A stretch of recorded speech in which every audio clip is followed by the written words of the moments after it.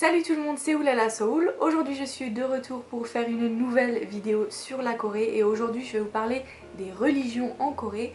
Donc les religions, ça peut être un sujet assez difficile à aborder, assez vaste et assez tabou. Moi personnellement je vais parler des religions qui sont considérées comme religions ici en Corée et je vais vous parler aussi un petit peu d'histoire et pour mieux comprendre les religions en Corée.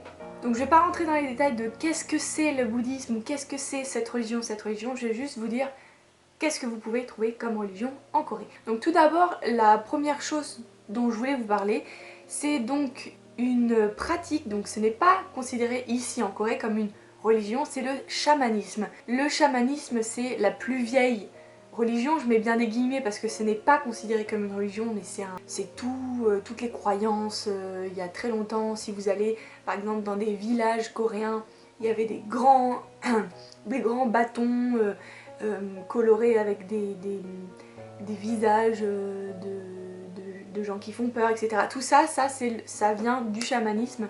C'est donc la plus vieille croyance en Corée et on croit beaucoup en les esprits malsains et bienfaisants. Et il y a plusieurs divinités. Après, je ne sais pas exactement quelles sont les divinités, etc. De nos jours, le chamanisme est de moins en moins pratiqué et on croit de moins en moins aux esprits et aux divinités. Donc dans le temps, le chamanisme est la première chose qu'on a crue en Corée. Ensuite, il y a eu le bouddhisme qui est arrivé au 4e siècle. Certaines personnes vont me dire que le bouddhisme n'est pas considéré comme une religion, mais ici en Corée c'est bel et bien considéré comme une religion. Donc le bouddhisme, je vous parle pas non plus de tout, vous savez très bien qu'il y a Bouddha et que ça vient d'Inde et que voilà. Bref, le bouddhisme est la religion qui est apparue juste après le chamanisme. Avant ça donc j'ai oublié de vous parler du confucianisme.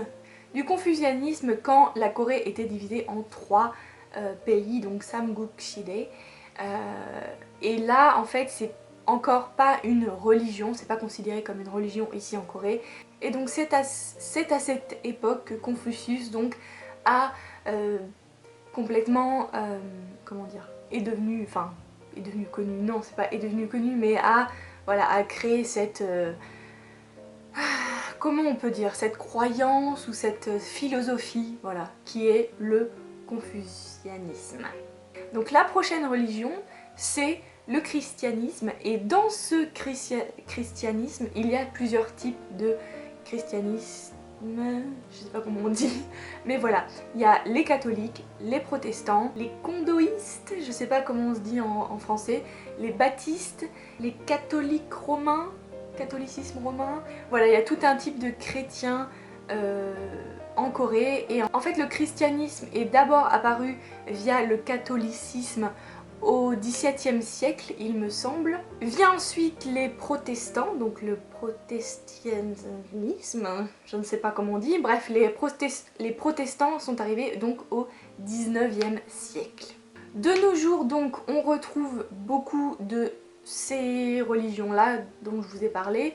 Le confucianisme n'est pas considéré comme une religion ici en Corée, mais c'est quand même une des bases de la culture coréenne, donc vous allez retrouver beaucoup de points communs avec le confucianisme et la culture coréenne, donc ça fait vraiment partie de la culture coréenne.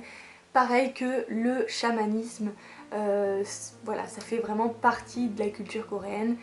Et pareil pour le bouddhisme, puisque c'est l'une des premières croyances et religions qu'il y a eu en Corée.